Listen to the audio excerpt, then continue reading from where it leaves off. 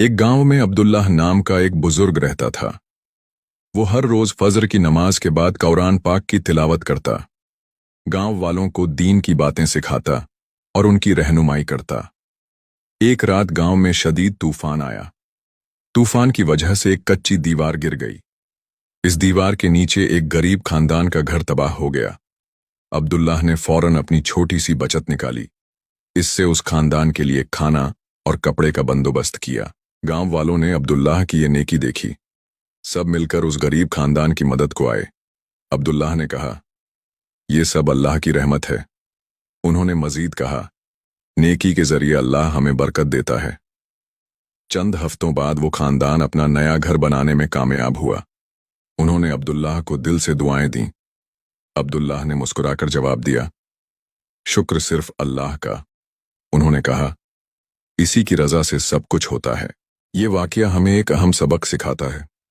खुलूस और नेकी से की गई मदद कभी रायगांव नहीं जाती। अल्लाह ताला हर नेकी का सिला जरूर देता है। एक गांव में अब्दुल्लाह नाम का एक बुजुर्ग रहता था। वो हर रोज फजर की नमाज के बाद कुरान पाक की तिलावत करता, गांव वालों को दीन की बातें सिखाता और उनकी रहनुमाई करता। एक रात गांव में शदीद तूफान आया। तूफान की वजह से एक कच्ची दीवार गिर गई। इस दीवार के नीचे एक गरीब खानदान का घर तबाह हो गया। अब्दुल्लाह ने फौरन अपनी छोटी सी बचत निकाली। इससे उस खानदान के लिए खाना और कपड़े का बंदोबस्त किया। गांव वालों ने अब्दुल्लाह की ये नेकी देखी। सब मिलकर उस गरीब खानदान की मदद को आए। अब्दुल्लाह ने कहा, ये सब अल्लाह की रहमत है। उन्होंने मजीद कहा, नेकी के जरिए अल्लाह हमें बरकत देता है। चंद हफ्तों बाद वो खानदान अपना नया घर बनाने में कामयाब हुआ।